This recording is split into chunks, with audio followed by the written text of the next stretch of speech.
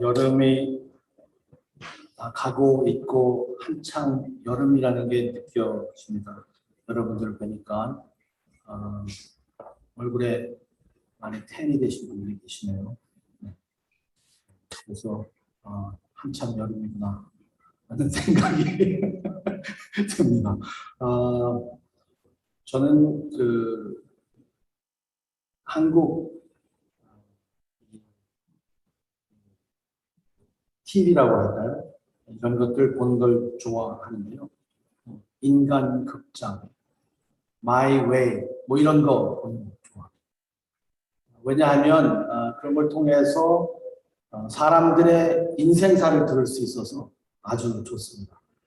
저는 사람들에게 관심이 많은데 그 사람들이 어떻게 살았나, 사람들이 어떻게 인생을 지내고 있는가, 정말 산전수전을 다 겪으신 그러한 이야기들을 계속 들을 때에 많은 교훈을 얻기도 합니다.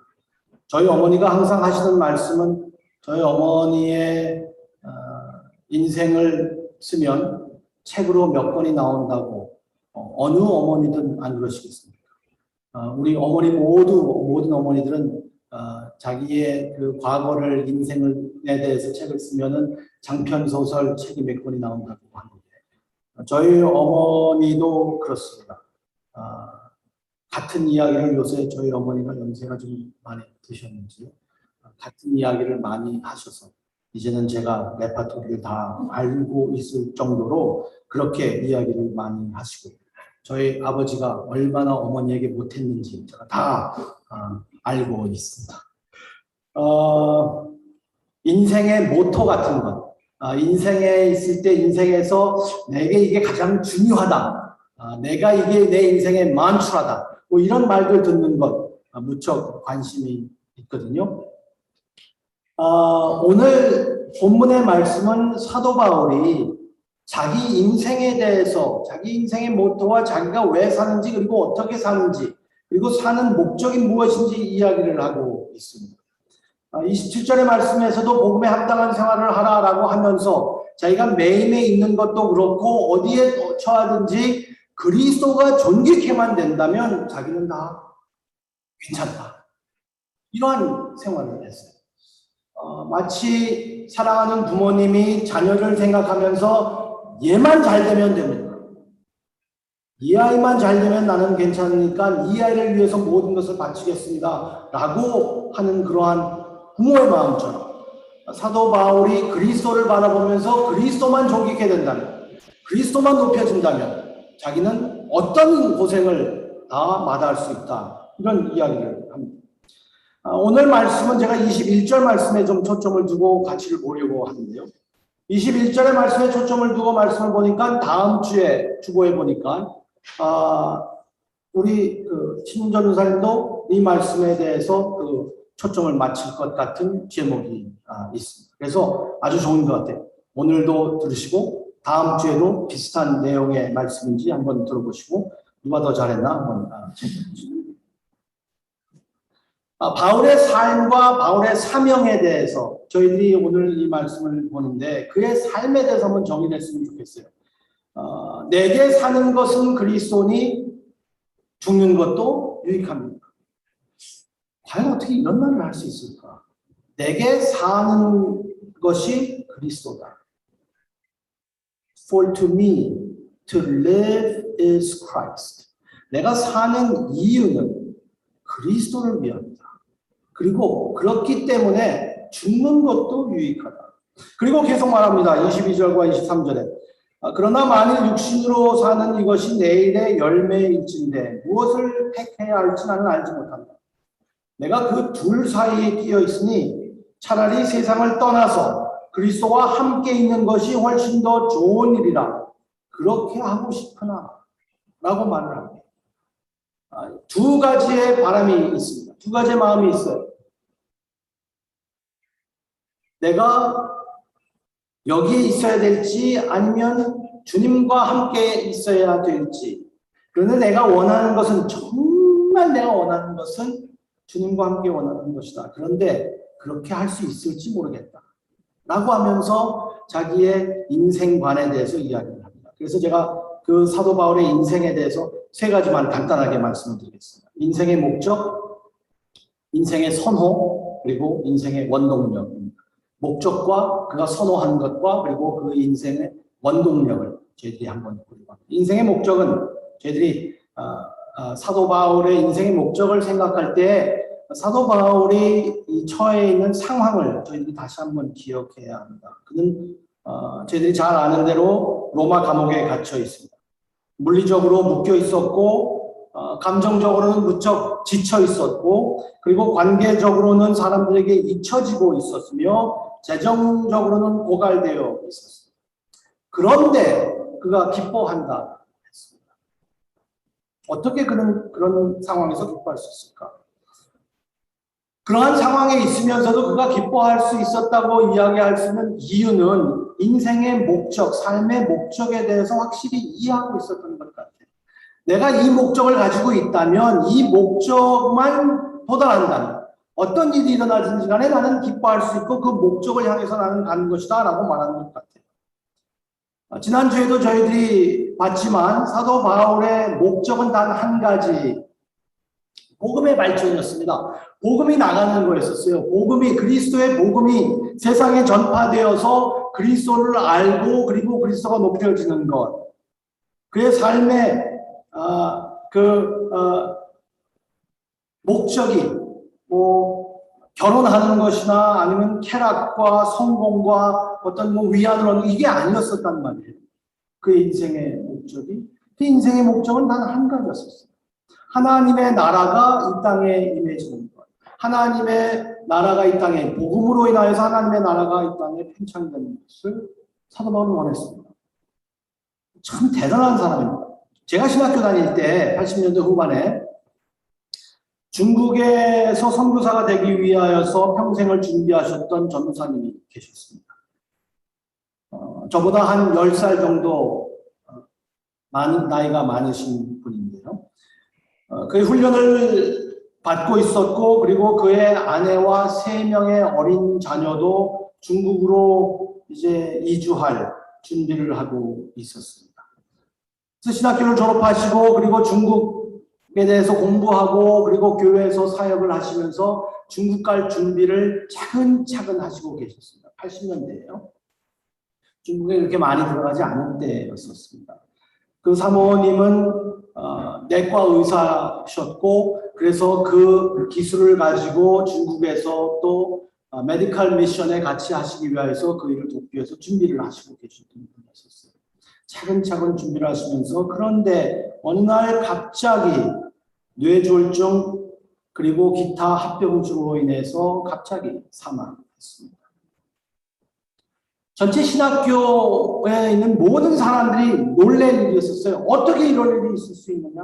모든 사람들이 충격을 받았습니다.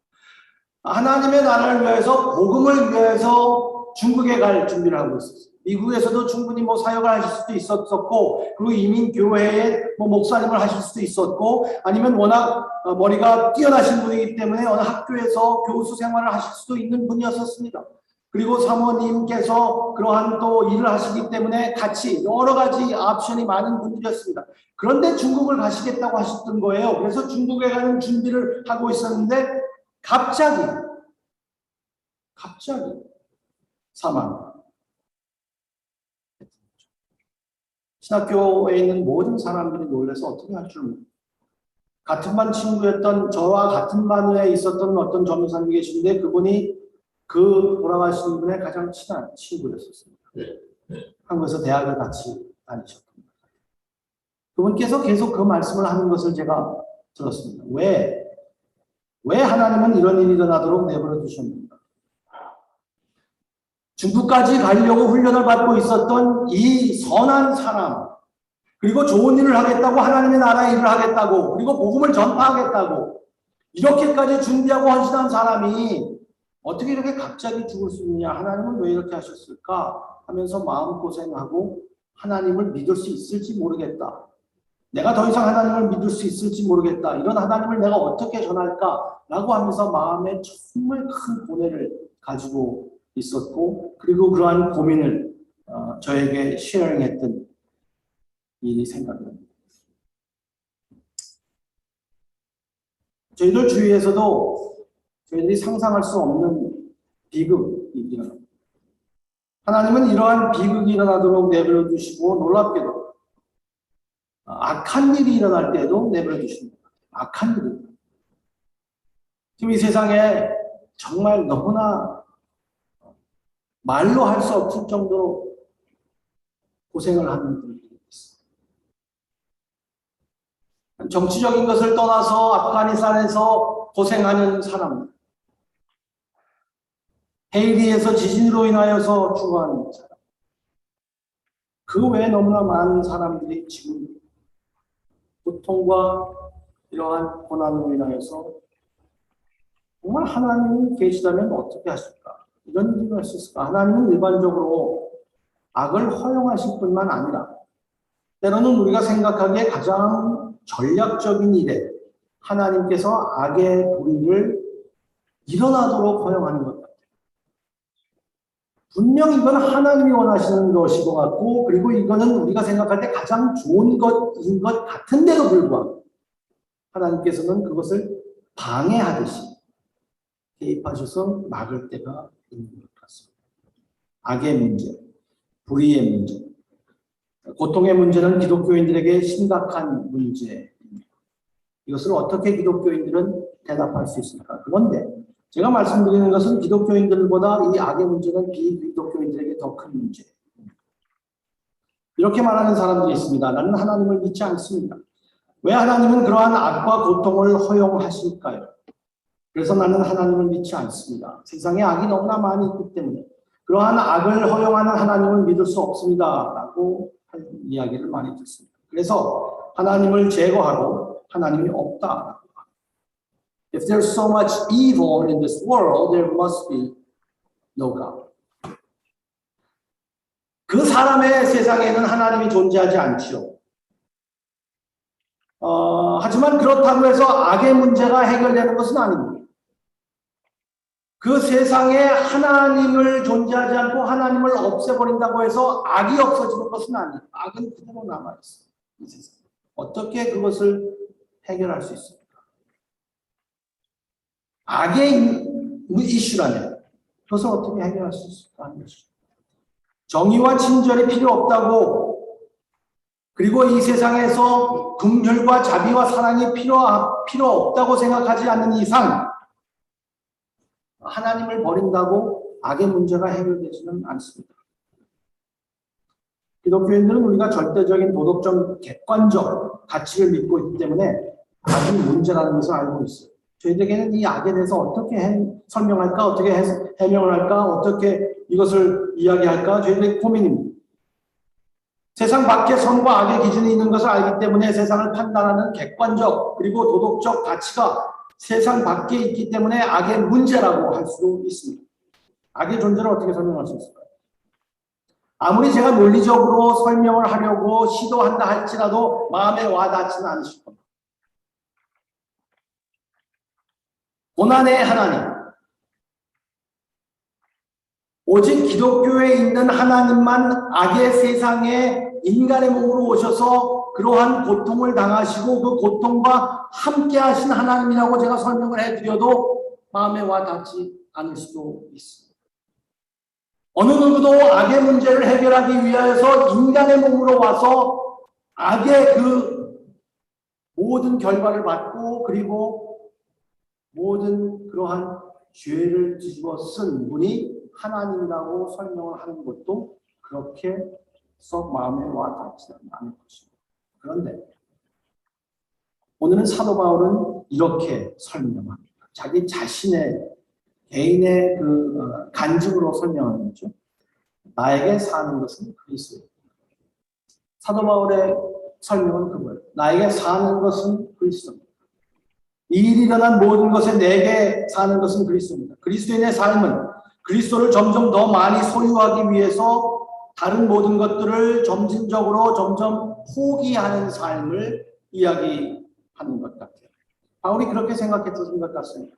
그래서 그는 고난과 어려움을 건질 수 있었고 죽음을 이야기할 때 훨씬 나은 것이라고도 이야기하는 것이 훨씬 나은 것이다. 삶에서 바울은 그리스도를 위한 헌신 생활에 몰두하고 그리고 거기에 결심하는 것 같아요. 그가 죽음은 그리스도를 소유하는 것이기 때문에 차라리 죽는 것이 낫다. 그리고 이 세상에 사는 것은 한 가지 목적으로 살고 있다. 내가 사는 것은 그리스도인입니다. 그리스도다. 내가 사는 것이 내 명예나 명성이 아니다.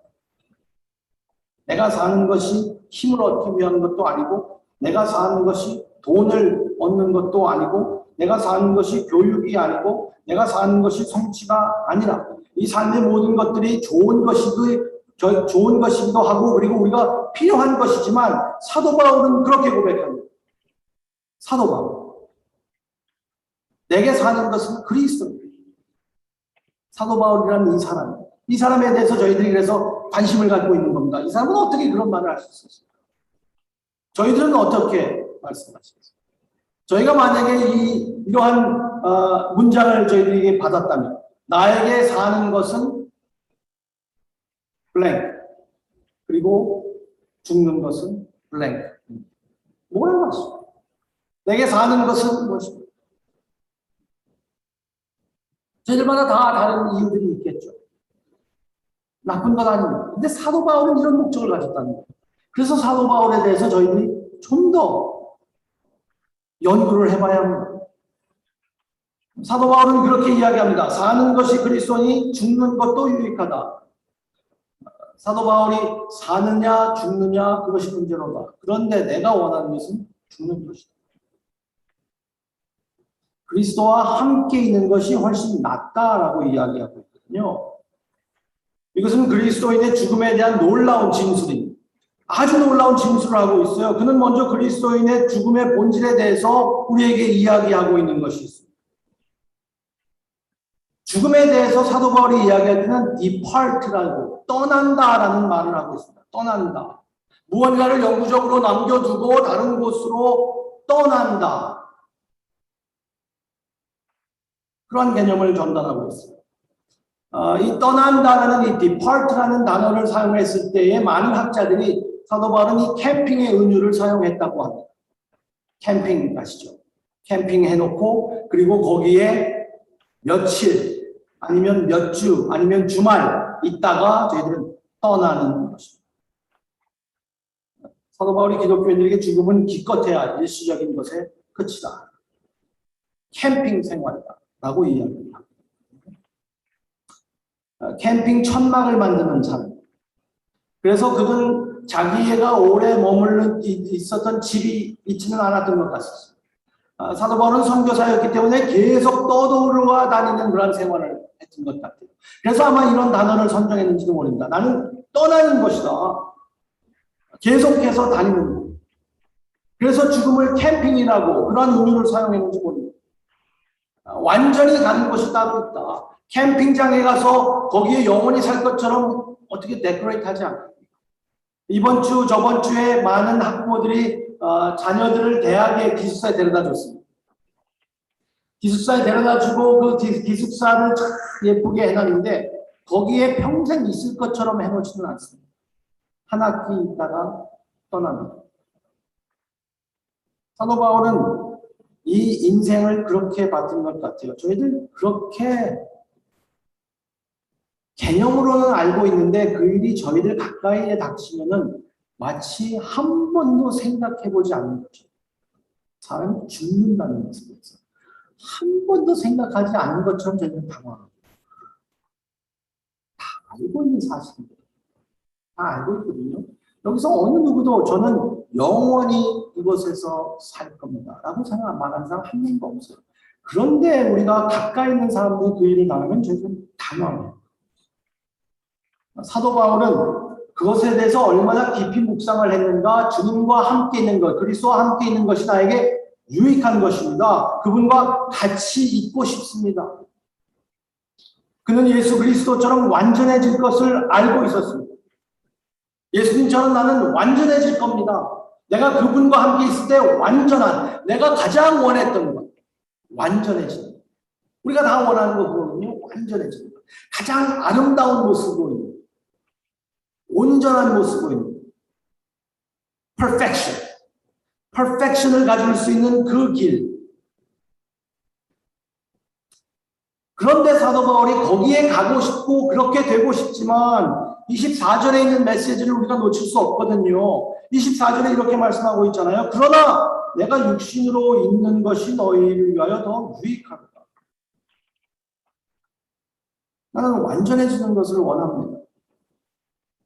사도 바울이 인생이 너무나 힘들어서 이 힘든 인생 그냥 빨리 죽어야죠.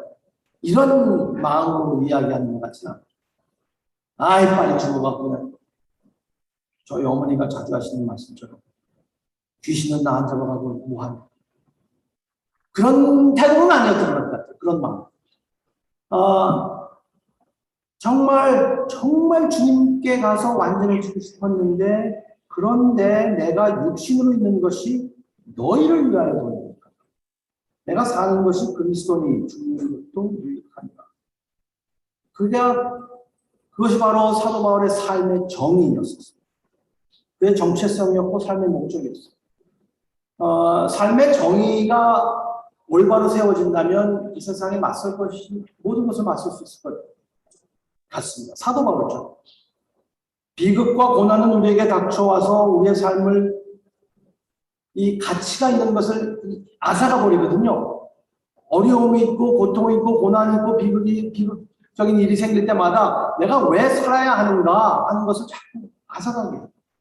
삶의 가치를 없어지게 만드는 거예요. 삶의 정의를 바꾸지 않으면 저희들은 무너질 수밖에 없습니다. 삶의 정의가 무엇입니까?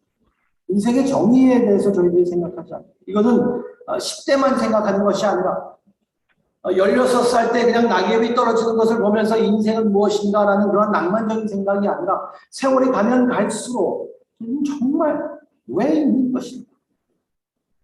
인생의 정의가 무엇인가? What is the definition of my life? 그런데 여러분들 제가 잘 모르겠지만 저는 그리고 대부분 사람들은 목숨 걸고 죽고 할 목적이 별로 그렇게 있지 않습니다. 대부분 사람들은요 죽고 살 목적을 가지고 나는 이 목적을 향하여서 살아야 되겠다라고 하는 사람들이 미국에서는 그렇게 이런 여유가 있는 곳에 사는 우리들에게는 그렇게 많지는 않은 것 같아요. 우리 대부분은 목숨을 바치고 목숨을 바쳐야 하는 이데올리기에 전념하지 않습니다. 그냥 사는 것 같아요. 살다 보면 사라지고 또 살다 보면 또 죽음을 맞이하는 거구나. 이게 인생이지. 그렇게 사는 것 같아요. 대부분 사람들. 이렇게 사는 거지 뭐 그렇게 대수롭게 뭐 그렇게 하나님을 믿는 것도 열심히 믿는다. 뭐 그렇게 미치냐. 그래서 요새는 아이들에게 가르칠 때도 어디에 미치지 마라. 그냥 평범하게 살다가 평범하게 가면 된다. 이런 것들 우리 원하는 것 같아요. 그리고 그렇게 살고 있어요. 저도 평범하게 이렇게 10년만 잘 버티다. 아주 낮게. 신문에 나지 않게. 나쁜 짓 하지 않고.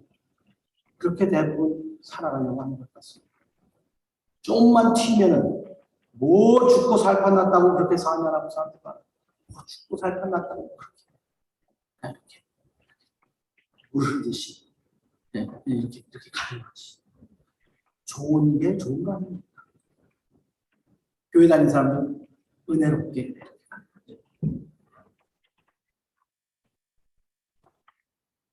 그런데 사도 바울은 그러지 않았어요. 저도 사도 바울 같지 않습니다. 저는 그냥 이렇게 죽고 살 일 없이 그냥 이렇게 사는 것 같아요, 저도. 근데 사도 바울에 대해서 제가 생각하면서 많이 제가 뉘우치게 되는 건데요. 사도 바울은 인생에 대한 정의는 단 하나라고 말합니다. 결론은 하나뿐이라고 이야기합니다. 무엇이든지 버틸 수 있는 가장 중요한 것은 단 하나뿐이다. 그는 그것을 우리에게 말씀하고 있는 거예요. 나에게 사는 것은 그리스도. 내게 사는 것은 그리스도. 그게 무슨 뜻일까? 우리의 문제는 상황이 문제가 아니라는 것이죠. 중요한 것은 삶의 정의라는 거예요. 커리어가 무너져 인생이 무너진다면 커리어가 인생이죠. 내가 사는 것은 커리어. 건강이 안 좋아서 인생이 무너진다면 건강이 인생이 되는 것입니다. 건강이 안 좋은데 내가 살 이유가 뭐가 있어?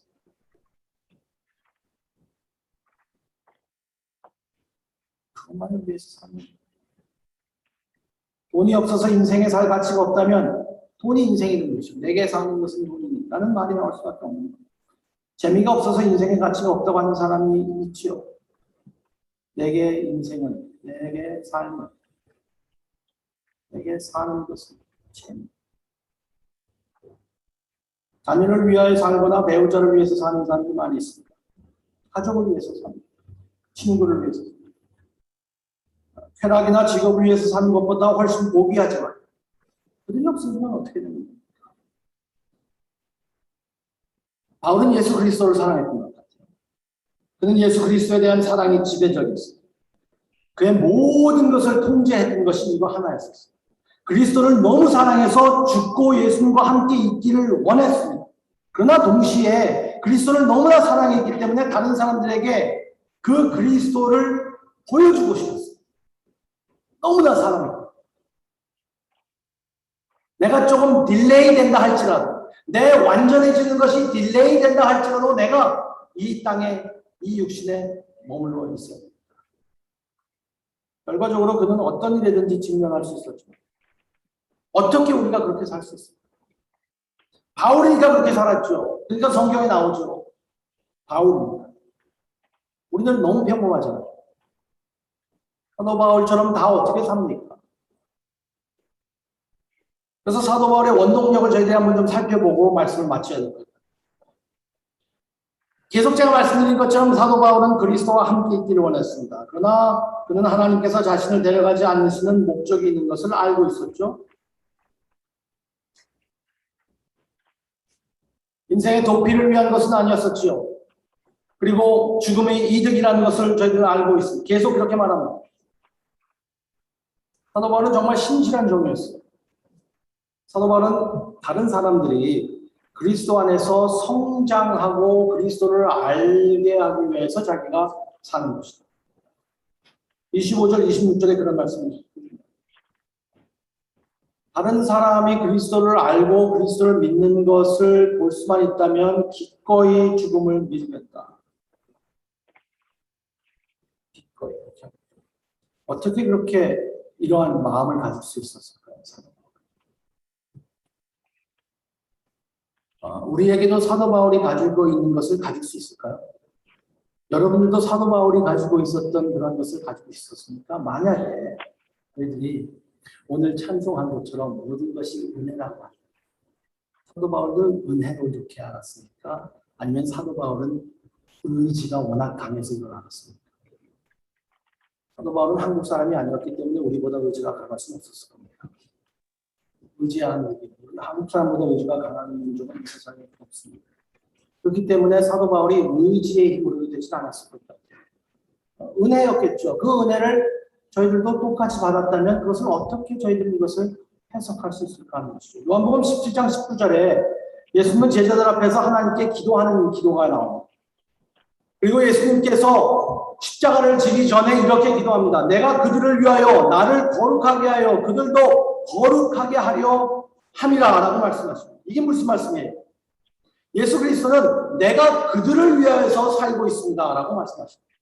내게 사는 것은 저 사람들입니다.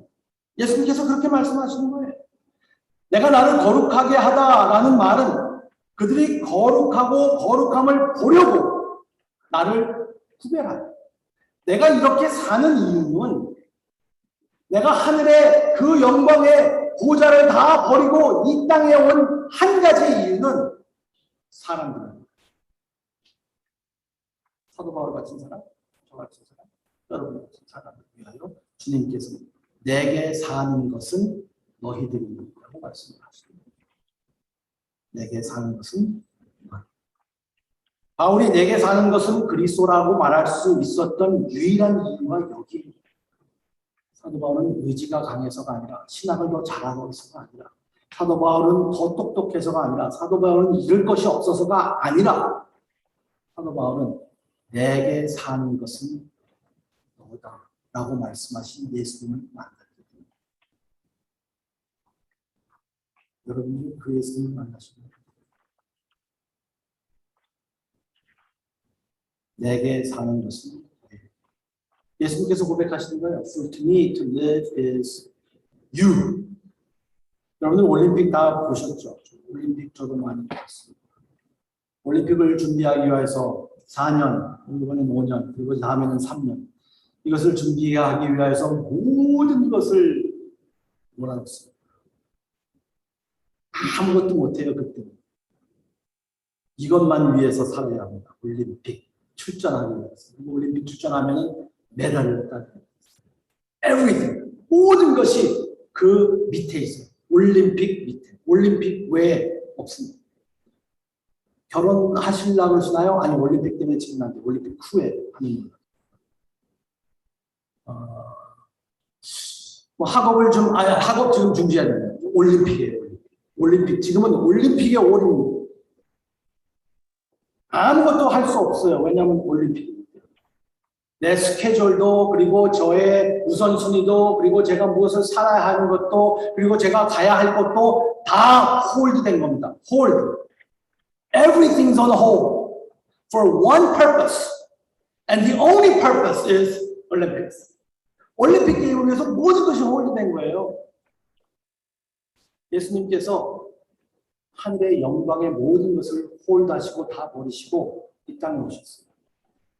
한 가지만 좀 여러분들께서 거룩하고 행복하고 그리고 완전하게 되기 위하여서 그 예수님 목적이었어요.